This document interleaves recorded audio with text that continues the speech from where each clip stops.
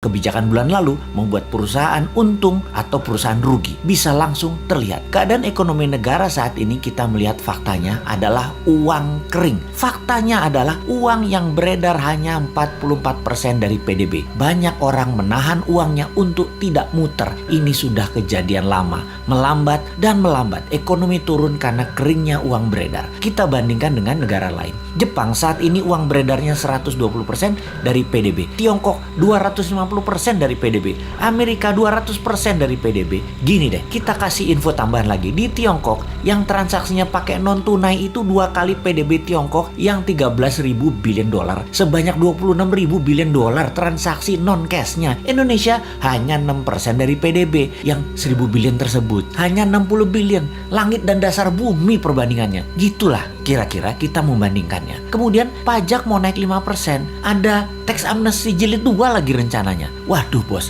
kalau ini kejadiannya dalam negeri dongengnya Hans Christian Andersen, kalau raja mulai menekan dengan menaikkan pajak, itu tanda-tanda loh ya. Itu cerita semuanya berakhir tragis bagi sang raja. Biasanya pangeran negara tetangga pasti ambil alih, dan untungnya biasanya nih ya, raja yang menaikkan pajak tadi punya putri cantik. Seperti sumber daya alam lah yang kita mau bandingkan dengan cerita Hans Christian Andersen. Jadi masih selamat-selamat dikit lah selama putrinya bisa terselamatkan. Mudah-mudahan cepat sadar bahwa yang bisa menolong sebenarnya banyak putra bangsa yang terbaik di Indonesia ini. Bukan hanya seorang wanita yang bisa. Sayangnya putra-putri terbaik tersebut mau membantu syaratnya semua menteri ekonomi terkait, yaitu sekitar 8 departemen, ganti semua dengan timnya dan minta kedaulatan penuh. Kan gak mungkin. Yo wis, kita hanya bisa mengingatkan, gak dipakai gak apa-apa. Toh jabatan ada batasannya juga, kepinteran ada batasannya juga.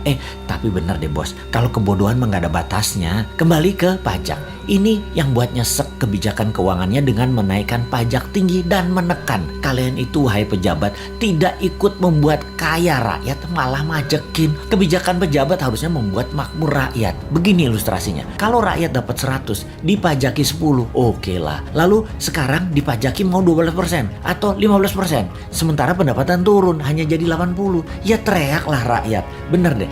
Kalau karena kebijakan yang bijaksana, rakyat dari 100 jadi 130, jadi 150, diambil 15%, ya nggak apa-apa juga. Begitu loh menjadi pejabat. Kebijakannya menghasilkan manfaat baik. Sekedar mengingatkan lagi, pendukung pejabat saat ini terbanyak dari bisnis properti dan batu bara. Lalu 5 tahun ini properti setengah mati, bahkan sebagian sudah mati suri. Cash beredar rendah, kredit bank buat beli properti dibatasi, perkantoran dan mal lengang karena pembatasan gerak manusia. Pariwisata dunia belum jalan baik ke Indonesia. Lengkap sudah penderitaan pemain properti di Indonesia. Dulu dibantu, sekarang terlupakan. Piye toh bos, jadi banyak yang merugi.